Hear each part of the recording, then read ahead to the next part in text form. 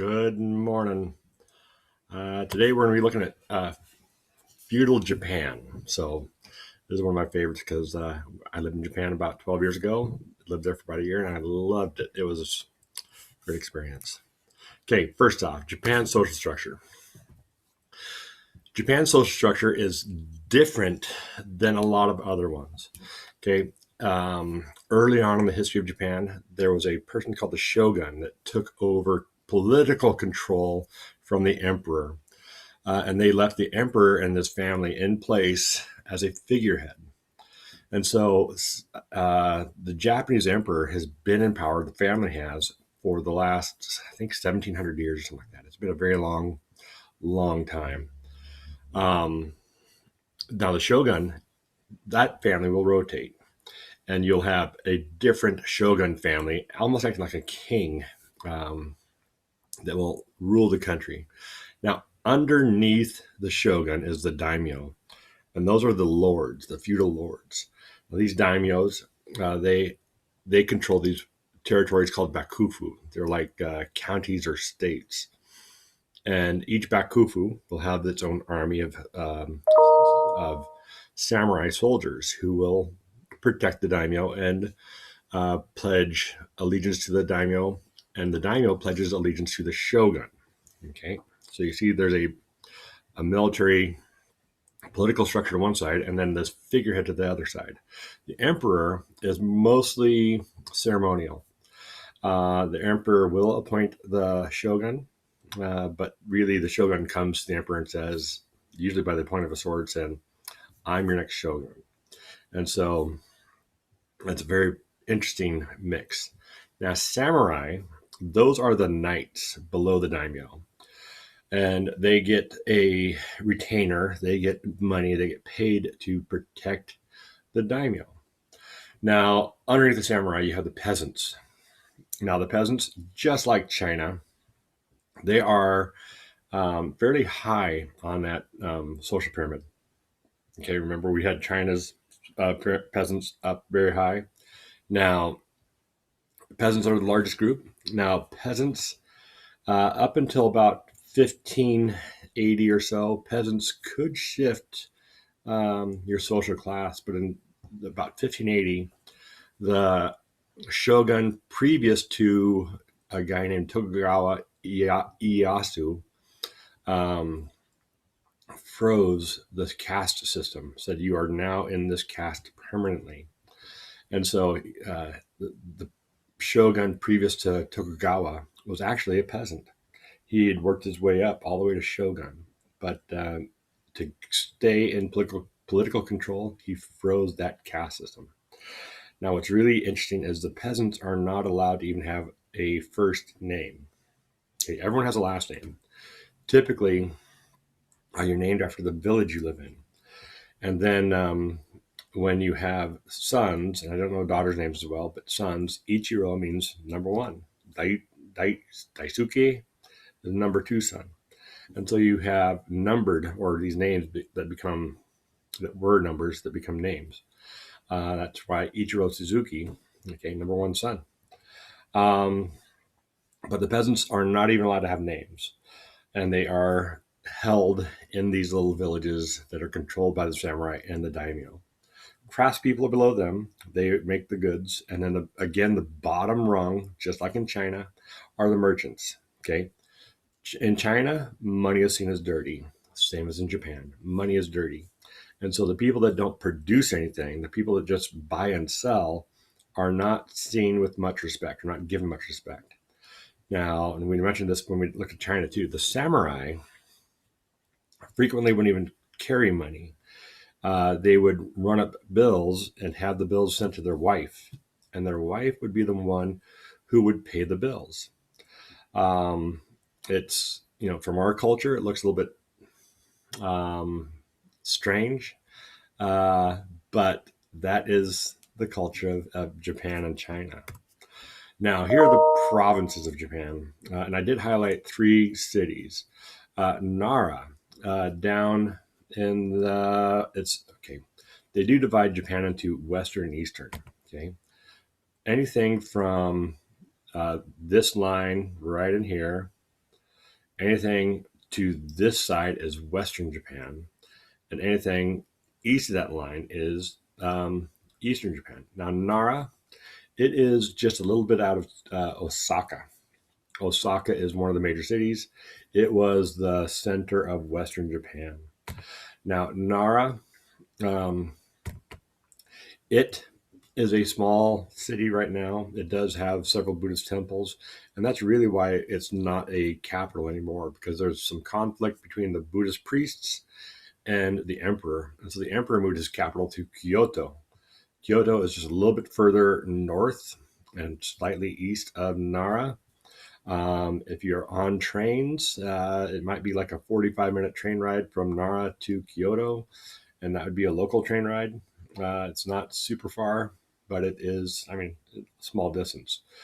Now, another thing is that many of the Buddhist priests actually moved to Kyoto with the emperor. My favorite temple in Japan is in Nara. It's called Tadaiji. It has a very large Buddha placed in there. It is also, Nara has all these tame deer, about 10,000 deer roam through these temple gardens in the city. Little side note, totally not on topic, but when I first went there, my Japanese friend Katsumoto texted me and said, do not put food in your pockets because the deer will come up and eat the food out of your pockets. And so I didn't have food in my pockets, but we did feed deer by hand in Nara. They're little vendors that will sell little cookies that you can feed the deer with. Now, Kyoto, it has been the capital of Japan, the emperor's capital of Japan, since about 800 AD or CE. Now, the shoguns, okay, there was a period of stability for quite a while, but then for about 100 years, from about 1500 to about 1600, you had a warring period where it was not unified at all. And these different daimyos were fighting for control, and they had complicated alliances, trying to put their own people at the top. Eventually, Tokugawa Ieyasu became the shogun in the 1600s, like either right at 1600 or 1601, somewhere in there. And his family ruled as shogun until 1867. And that's the date that Americans came in and upset the Japanese system, opened it up. And we'll talk about that hopefully coming up. Now, Tokyo. Okay, Tokyo is up here. It is called the Eastern Capital. In fact, when you look at the Japanese call the Chinese letters kanji, and when you look at the kanji for Tokyo is actually East Capital. Okay, but Tokyo is and has been that capital since the 1600s, and it's the political capital. And I believe it actually predates 1600 that it was the capital of Japan, the political capital. Now, let's see. Did I hit everything on there? Bakufu, Kyoto, Shogun, Nara. Looks good. Okay, these are so cool. In Japan, okay, unfortunately not throughout Japan anymore, but we have these castles. In Japanese, the castles are called jo. Okay, now the Joes are many times they're referred to as, I think, egrets or swans because they're white, they're wooden. They have castle traps all around them. They usually have a wall that is further out and around. This is one of the only castles that is still original. This is Himeji-jo.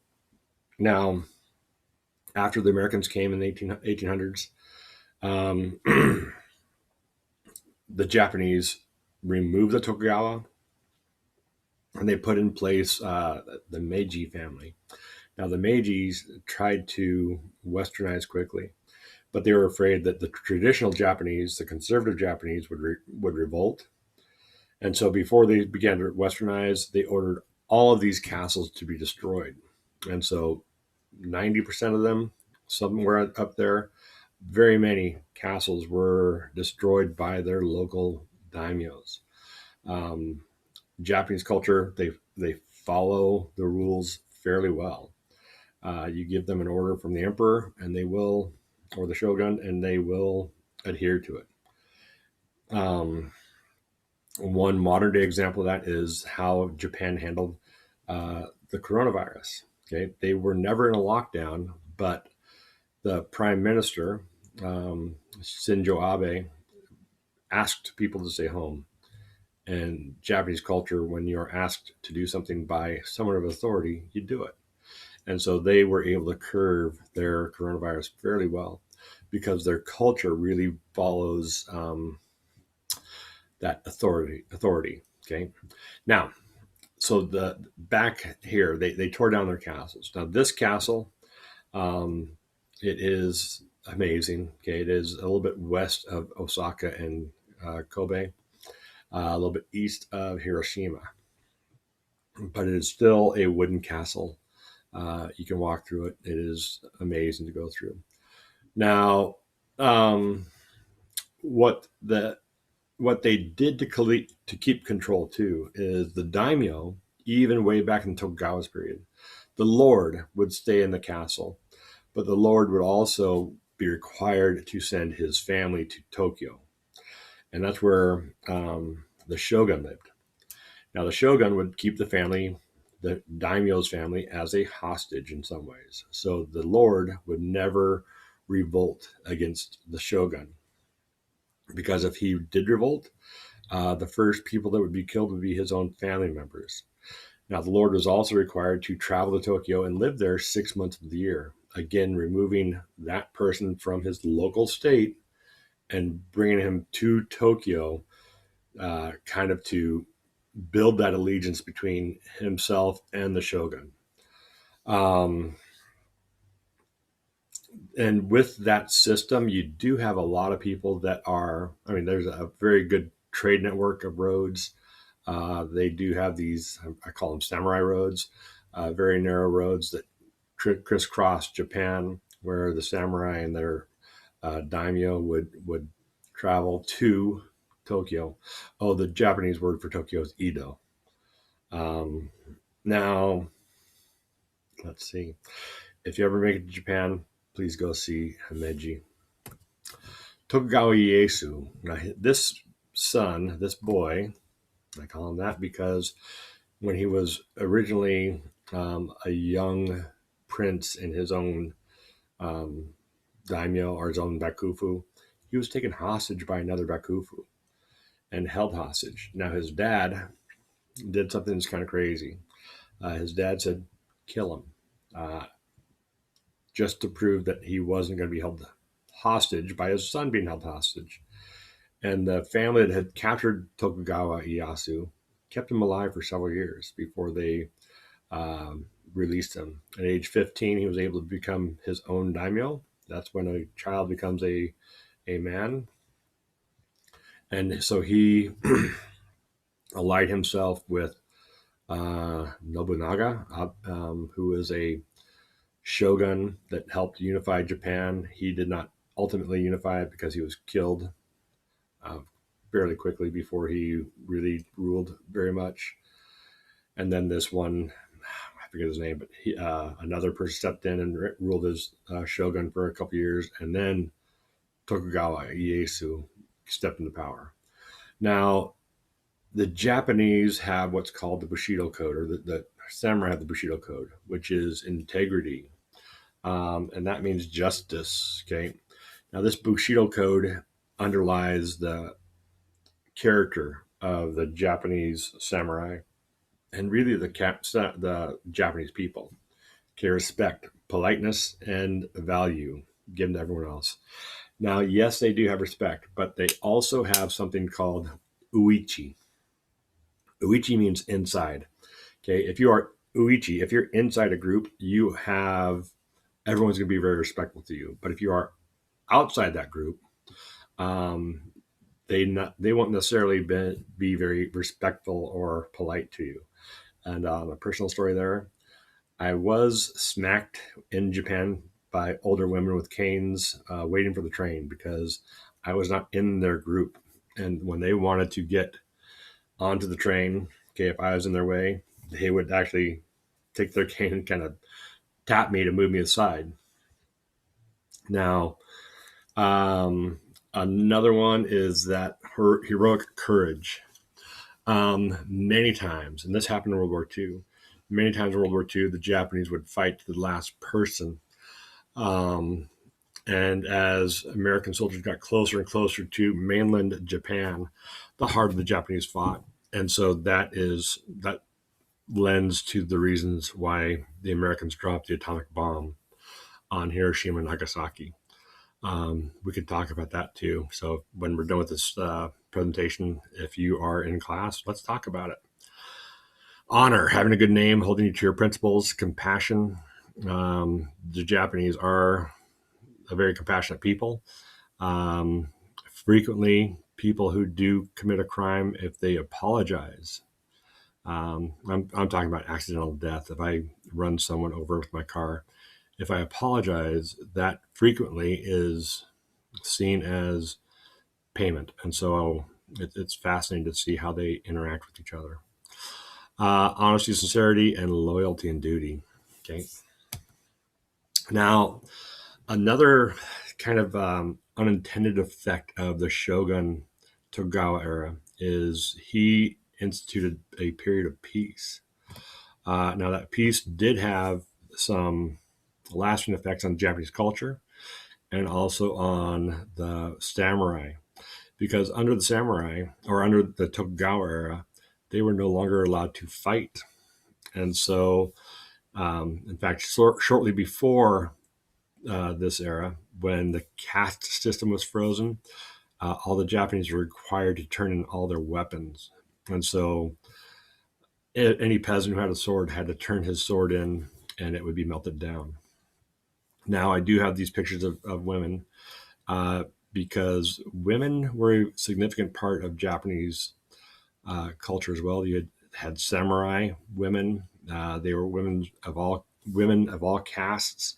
Some of the greatest literature in early Japanese history is written by women. I think there's one called The Tale of the Genji that was written about 1,000 years ago about court life in Kyoto. The women also had they were trained to be geishas, and those women would entertain men, and they were required to be able to converse with men of all different abilities and intellects to make the men feel very comfortable. And so it's really cool to see some of these levels of women and how they lived. Now, look at some of the traditional dress. It's pretty amazing. Back to the samurai. Since they couldn't fight, they turned to poetry. They turned to painting. They turned to the tea ceremony, which is how the art of pouring tea, and painting. And so the samurai became very much an artist or artistic class of people. If you ever travel to Japan, you will see people in traditional Japanese clothes at times, especially in Kyoto.